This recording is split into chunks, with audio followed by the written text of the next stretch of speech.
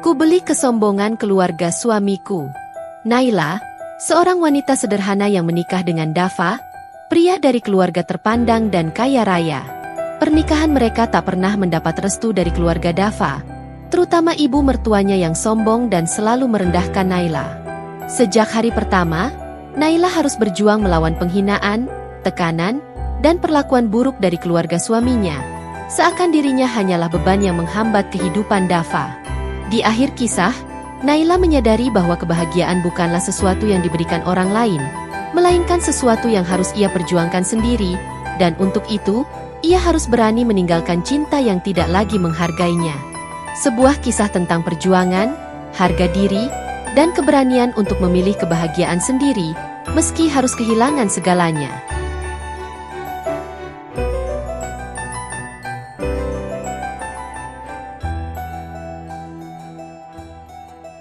Aku menatap bayanganku di cermin dengan perasaan campur aduk. Gaun pengantinku sederhana, tak semewah yang diimpikan kebanyakan wanita. Tapi, aku bahagia. Hari ini, aku akan menikah dengan pria yang kucintai, Dava. Di luar kamar, terdengar riuh suara keluarga Dava. Sejak awal, mereka tak setuju dengan pernikahan ini. Mereka menganggapku tidak pantas. Hanya karena aku berasal dari keluarga sederhana. Ketika aku melangkah keluar, mata tajam ibu mertua langsung menyorotku. Wajahnya dingin, tanpa sedikit pun senyum. Ayah Dava pun hanya melirik sekilas, seolah aku ini bukan siapa-siapa. Jadi, ini menantu yang kamu pilih, Dava? Suara ibu mertua terdengar sinis. Perempuan dari keluarga miskin, tanpa latar belakang jelas. Kamu benar-benar sudah membuat malu keluarga kita. Dava meremas tanganku, mencoba menenangkan, tapi aku bisa merasakan tubuhnya tegang. Ibu, tolong, Naila itu wanita yang aku cintai. Kenapa harus melihatnya dari hartanya? Dava mencoba berargumentasi, tapi suara ayahnya langsung memotong. Cinta? Cinta nggak bisa bikin kamu hidup nyaman. Dava, kamu pikir hidup itu hanya soal perasaan? Kami ini keluarga terpandang. Kalau kamu menikah dengannya, kamu cuma akan menurunkan derajat kita. Aku menundukkan kepala, menahan air mata yang hampir jatuh. Seakan-akan aku ini sampah yang tak pantas bersanding dengan anak mereka. Tapi aku berusaha kuat. Aku mengangkat wajah dan berkata dengan suara bergetar, "Saya mungkin bukan dari keluarga kaya, Bu, Pak. Tapi saya mencintai Dava dengan tulus. Saya berjanji akan menjadi istri yang baik." Ibu mertua tertawa kecil, tawa yang penuh ejekan. Janji? Kamu pikir janji itu cukup? Jangan mimpi, Nak. Dunia ini butuh uang, bukan sekadar perasaan. Kamu gak akan kuat tinggal di keluarga ini. Dan aku pastikan kamu akan menyesal. Aku menatap Dava. Apapun yang terjadi, aku tetap ingin bersamamu. Dava menggenggam tanganku erat. Aku juga, Naila. Aku akan membuktikan bahwa kita bisa bahagia tanpa harus sesuai dengan standar mereka. Dengan berat hati, keluarga Dava tetap membiarkan pernikahan ini terjadi. Tapi aku tahu, ini bukan akhir dari ujian. Ini justru baru permulaan dari neraka yang akan kujalani di rumah mereka. Aku mengira setelah pernikahan, segalanya akan perlahan membaik. Aku berharap, seiring waktu, ibu mertua bisa menerimaku sebagai bagian dari keluarganya. Tapi nyatanya, aku hanya menipu diriku sendiri. Sejak hari pertama aku menginjakkan kaki di rumah keluarga Dava, aku sadar bahwa aku bukan menantu, aku lebih seperti pembantu. Pagi itu, sebelum matahari benar-benar muncul, suara ketukan keras di pintu kamar membangunkanku. Naila! Bangun! Apa kamu pikir bisa tidur santai di rumah ini? Suara ibu mertua terdengar nyaring, penuh otoritas. Aku terlonjak dari tempat tidur.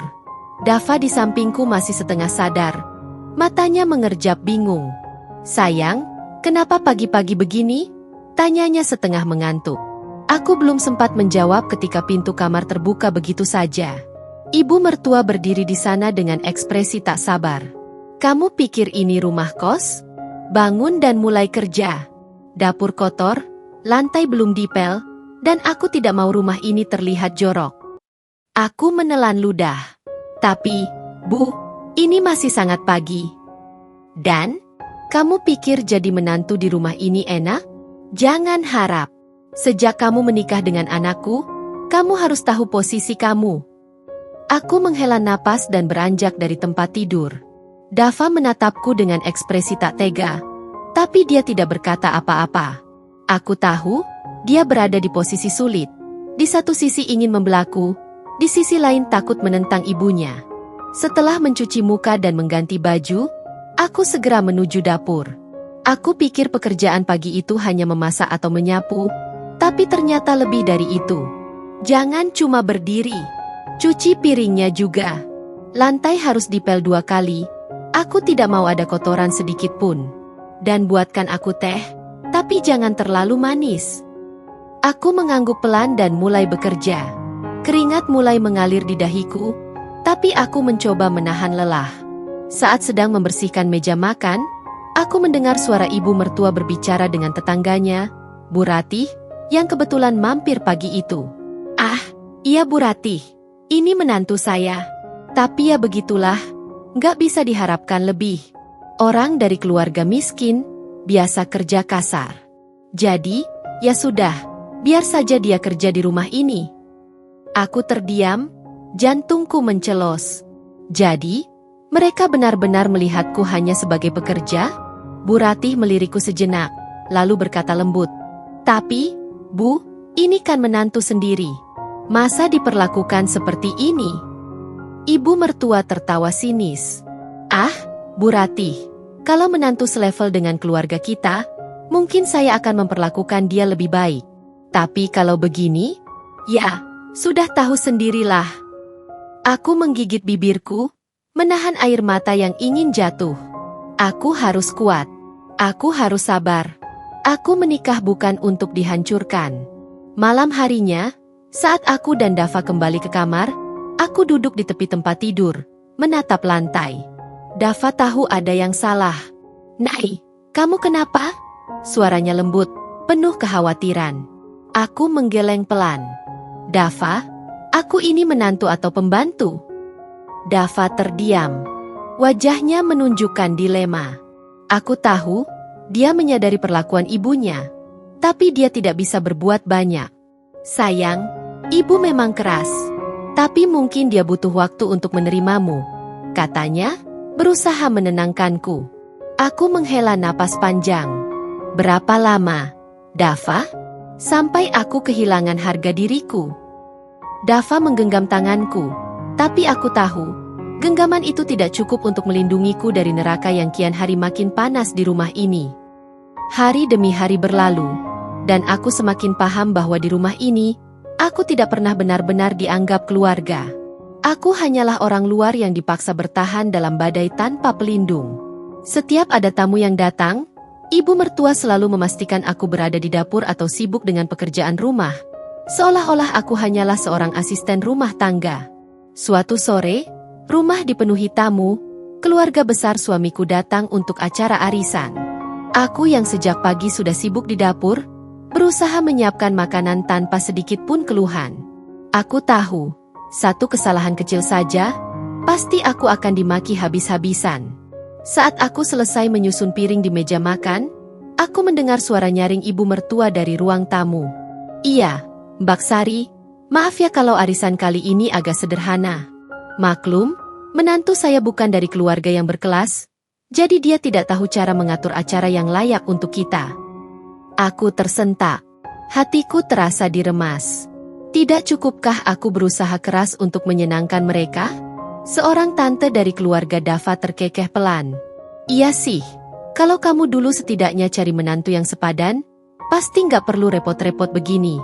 Punya menantu dari keluarga biasa, ya jadinya begini. Memalukan." Tawa mereka meledak. Aku berdiri di sudut ruangan, menahan air mata. Aku ingin berteriak, ingin membela diri, tapi aku tahu, suaraku tidak akan berarti apa-apa di antara mereka. Saat aku hendak berbalik kembali ke dapur, tiba-tiba salah satu tante menatapku dengan tatapan meremehkan. "Oh, Ini dia menantu barunya. Aduh, kasihan sekali. Wajahnya cantik, tapi sayangnya, nggak ada darah biru. Pantas ibumu keberatan, Dava? Katanya, lalu tertawa bersama yang lain. Aku menunduk, mencoba tetap tenang. Tapi yang membuatku lebih sakit adalah ketika Dava, yang duduk di antara mereka, hanya diam. Tidak ada pembelaan, tidak ada satupun kata untuk menghentikan penghinaan itu. Aku menggigit bibir. Aku menatap Dava dengan harapan dia akan berkata sesuatu, membelaku, tapi dia justru menghindari tatapanku. Seketika, aku merasa sendirian. Ibu mertua tersenyum puas melihat wajahku yang pucat. Lalu, dengan nada yang lebih menusuk, dia berkata, "Nah, Naila, kamu jangan diam saja. Ayo, ambilkan teh untuk para tamu. Biar mereka lihat, meskipun kamu bukan dari keluarga terhormat, setidaknya kamu masih bisa melayani dengan baik." Gelak tawa kembali terdengar. Aku menelan ludah. Tanganku gemetar saat melangkah menuju dapur. Dadaku terasa sesak. Ketika aku kembali membawa nampan berisi teh, aku harus menahan napas saat mendengar salah satu tante kembali berkomentar, "Dava, kalau dulu kamu menikah dengan anak kolega papa kamu, mungkin sekarang kamu sudah hidup jauh lebih enak. Sayang sekali kamu malah memilih perempuan ini." Aku hampir menjatuhkan cangkir dalam genggamanku. Aku tidak tahu lagi harus seberapa kuat menahan rasa sakit ini. Aku pikir, menikah dengan Dava akan memberiku kebahagiaan. Tapi yang kudapat justru kehancuran harga diri yang tak henti-henti mereka injak. Saat malam tiba dan tamu-tamu sudah pulang, aku berdiri di balkon belakang, menatap langit yang gelap. Aku bertanya dalam hati, sampai kapan aku harus bertahan? Dava mendekat dan memelukku dari belakang. "Maaf sayang, aku tahu mereka keterlaluan," bisiknya. Aku menahan air mata. "Kalau kamu tahu mereka keterlaluan, kenapa kamu diam saja, Dava?" Dava terdiam. Tidak ada jawaban. Dan itulah yang membuatku semakin sakit. Aku sadar, aku sedang berjuang sendirian di dalam pernikahan ini. Aku masih ingat betul. Malam itu aku terjaga hingga larut, memikirkan semuanya. Aku bertanya dalam hati, apakah benar aku sudah mengambil keputusan yang tepat dengan menikahi Dava? Aku mencintainya. Tapi apakah cinta saja cukup untuk bertahan dalam rumah tangga yang penuh luka ini? Pagi harinya, aku bangun lebih awal seperti biasa. Aku menyiapkan sarapan untuk keluarga Dava, memastikan semuanya rapi, agar tidak ada alasan bagi ibu mertua untuk mencaci maki aku lagi. Tapi entah kenapa, sejak beberapa waktu terakhir, ada sesuatu yang berubah. Bukan hanya perlakuan keluarganya yang semakin kasar kepadaku, tapi juga Dava, suami yang dulu selalu menguatkanku, kini mulai menjauh. Suatu sore, saat aku sedang menyapu teras, aku mendengar suara Dava berbicara dengan ibunya di ruang tamu. "Bu, sudah cukup. Kenapa sih harus terus menyalahkan Naila? Dia nggak pernah minta dilahirkan dari keluarga sederhana. Aku yang memilih dia, kenapa harus dia yang menanggung semuanya?" Aku terdiam. Jantungku berdebar. Ini pertama kalinya aku mendengar Dava membelaku di hadapan ibunya. Tapi harapanku pupus seketika ketika ibu mertua menjawab dengan nada tajam, "Justru karena kamu yang memilih, Dava. Lihat hidup kamu sekarang. Dulu kamu anak kebanggaan. Sekarang kamu jadi bahan olokan keluarga besar. Coba lihat teman-temanmu, mereka menikah dengan orang selevel. Hidup mereka enak, nggak kayak kamu yang harus nanggung beban perempuan ini." Aku menggigit bibir, menahan air mata. "Ibu, cukup. Naila itu istriku. Suka atau tidak, aku sudah memilih dia." Aku merasa sedikit lega. Setidaknya Dava masih berpihak padaku. Tapi kemudian, suara ayahnya terdengar. "Kalau kamu memang mau hidup susah, ya terserah. Tapi jangan harap kami bantu kamu lagi. Kamu nggak akan dapat warisan sepeser pun. Semua bisnis keluarga akan jatuh ke tangan adikmu." Hening. Aku menunggu jawaban Dava. Beberapa detik berlalu sebelum akhirnya dia menjawab dengan suara lemah. "Jangan begitu. Yah, aku anak pertama, masa semuanya dikasih ke Fadil?" Aku membelalakan mata. Ada sesuatu yang aneh dalam nada suara Dava. Seperti dia mulai ragu. Aku menggenggam erat sapu di tanganku. Hatiku berdegup kencang. Dan setelah malam itu, aku mulai merasakan perbedaan besar dalam sikap Dava. Dia tidak lagi sering berbicara denganku seperti dulu. Kalau dulu dia selalu berusaha menenangkanku saat aku sedih, sekarang dia malah lebih sering menghindar. Bahkan, ada hari-hari di mana dia pulang terlambat tanpa memberi kabar. Aku mencoba menanyakan langsung. Dava, kamu kenapa? Aku merasa kamu berubah. Tanyaku saat kami duduk di kamar. Dava menghela napas, lalu menatapku dengan ekspresi lelah.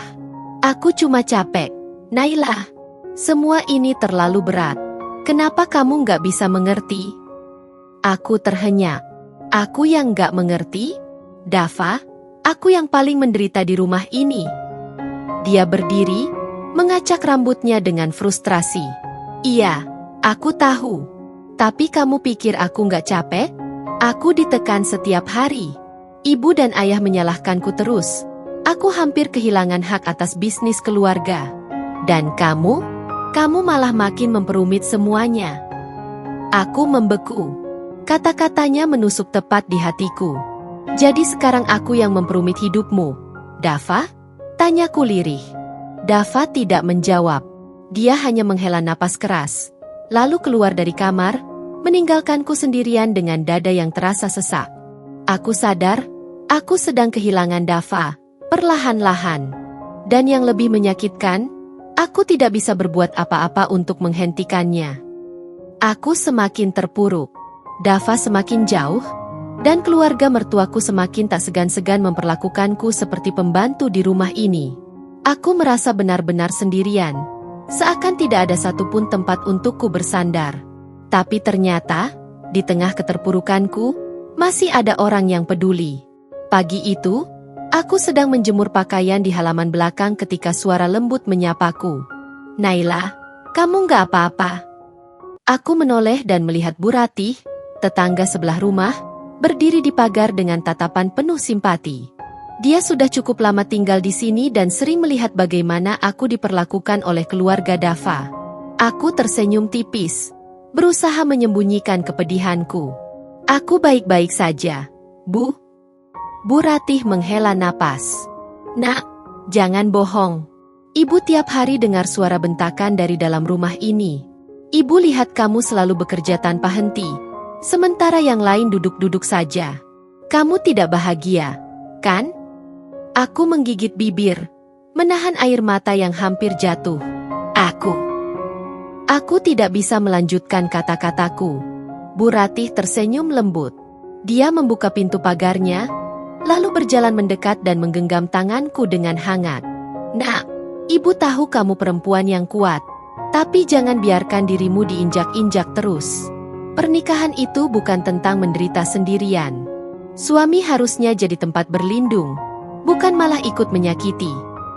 Aku menunduk, menahan isakan. Aku masih berharap, Bu. Aku masih berharap semuanya berubah. Kamu berharap Dava berubah? Bu Ratih menatapku tajam. Aku mengangguk. Dia menghela napas. Naila, perubahan itu hanya bisa terjadi kalau dia benar-benar menginginkannya. Tapi kalau dia lebih mementingkan keluarganya yang sombong itu dibanding kamu, apa kamu yakin dia masih layak diperjuangkan? Aku terdiam. Kata-kata Bu Ratih menghantamku dengan begitu keras. Aku sadar, selama ini aku memang selalu berharap Dava akan kembali seperti dulu. Aku berpikir, jika aku cukup bersabar, dia akan sadar dan kembali mencintaiku. Tapi bagaimana kalau aku hanya menunggu sesuatu yang tidak akan pernah terjadi? Siang harinya, aku kembali ke rumah dengan perasaan berkecamuk. Aku menemukan Dava sedang duduk di sofa bersama ibunya. Mereka sedang membahas bisnis keluarga, dan dari cara Dava berbicara, aku tahu dia mulai menyerah pada tuntutan orang tuanya. Aku berdiri di ambang pintu, menatapnya dengan perasaan kecewa. Setelah pembicaraan selesai, Dava melihatku dan mendekat. Kenapa kamu diam saja di situ? Tanyanya. Aku menghela napas, mengingat kata-kata Bu Ratih tadi. Aku memberanikan diri bertanya, Dava, kalau disuruh memilih, Kamu lebih pilih aku atau keluargamu? Dava terdiam. Matanya berkedip beberapa kali, lalu dia berkata pelan, "Jangan tanya hal sulit seperti itu, Naila." Aku tersenyum miris. Itu sudah cukup sebagai jawaban. Aku tahu, aku tidak akan pernah menjadi prioritas dalam hidupnya. Dan mungkin, sudah saatnya aku berhenti berharap. Aku merasa semakin terasing di rumah ini. Dava bukan lagi tempatku bersandar, dan keluarganya semakin menjadi-jadi dalam merendahkanku. Aku bukan lagi seorang istri. Aku hanyalah seseorang yang kebetulan tinggal di rumah ini, seseorang yang harus tahu diri dan menunduk di hadapan mereka. Aku bertahan, mencoba menelan harga diriku demi cinta yang dulu kupikir bisa menyelamatkanku. Tapi nyatanya, perlahan-lahan aku sadar, yang selama ini kulakukan bukanlah bertahan, melainkan menjual harga diriku sendiri untuk sebuah hubungan yang sudah tak layak diperjuangkan. Hari itu, rumah ramai dengan kedatangan keluarga besar Dava. Aku tahu, ini akan menjadi hari yang sulit bagiku. Saat aku sibuk menyiapkan makanan di dapur, aku mendengar suara-suara merendahkan dari ruang tamu. "Dava, kamu masih yakin mau terus sama dia? Menikah sama perempuan biasa kayak gitu cuma bikin hidupmu semakin susah." "Iya, kalau dulu kamu pilih anaknya Pak Suryo, kamu pasti sudah punya bisnis sendiri sekarang." Tawa mereka terdengar menyakitkan. Aku mencoba untuk mengabaikan, tapi hatiku terasa perih. Tiba-tiba, suara ibu mertua terdengar lantang. Dava itu sebenarnya bisa jauh lebih sukses kalau saja dia menikah dengan perempuan yang pantas. Tapi ya sudah, nasi sudah jadi bubur. Mau bagaimana lagi? Aku mencengkram tepi meja, menahan amarah yang semakin mendidih. Sampai kapan aku harus terus diperlakukan seperti ini? Malamnya, setelah semua tamu pulang, aku duduk di kamar, menatap langit-langit dengan tatapan kosong. Dava masuk, tampak lelah. Dia duduk di sampingku, menghela napas. "Aku dengar mereka bicara soal aku lagi," kataku pelan. Dava tidak langsung menjawab. Dia hanya memijat pelipisnya dan berkata, "Jangan diambil hati, Naila. Mereka memang begitu." Aku tertawa sinis. "Mereka begitu karena kamu membiarkan mereka begitu, Dava." Dava menatapku, wajahnya penuh kebingungan. "Apa maksudmu?" Aku menoleh, menatapnya tajam. "Aku selalu diam. Aku selalu menahan semuanya, berharap suatu hari kamu akan membelaku. Tapi kenyataannya, kamu diam. Kamu membiarkan mereka merendahkanku. Kamu membiarkan mereka menghancurkan harga diriku, sedikit demi sedikit." Dava menghela napas panjang. "Aku di posisi sulit, Naila. Aku harus mempertahankan keluargaku juga." Aku terkekeh. Mempertahankan keluarga? Atau mempertahankan warisan yang mereka ancam akan mereka cabut darimu? Dava menegang. Aku bisa melihat perubahan ekspresinya. Untuk pertama kalinya, dia tidak bisa menyangkalnya. Hatiku mencelos. Jadi benar, selama ini, dia tetap diam bukan hanya karena takut melawan keluarganya, tapi karena dia tidak ingin kehilangan apa yang telah dijanjikan padanya. Aku tersenyum pahit. Aku sudah menjual harga diriku cukup lama, Dava. Aku sudah menukar kebahagiaanku dengan pernikahan yang bahkan tidak pernah benar-benar menjadi milikku.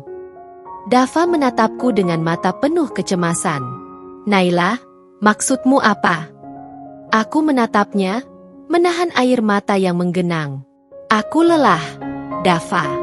Aku sudah tidak bisa lagi hidup seperti ini." Dava terdiam. Wajahnya mendadak pucat, seolah dia tahu bahwa aku benar-benar berada di ambang batas. Dan saat itu, untuk pertama kalinya sejak aku menikah dengannya, aku merasa yakin bahwa mungkin sudah saatnya aku pergi. Malam itu, aku tidak bisa tidur.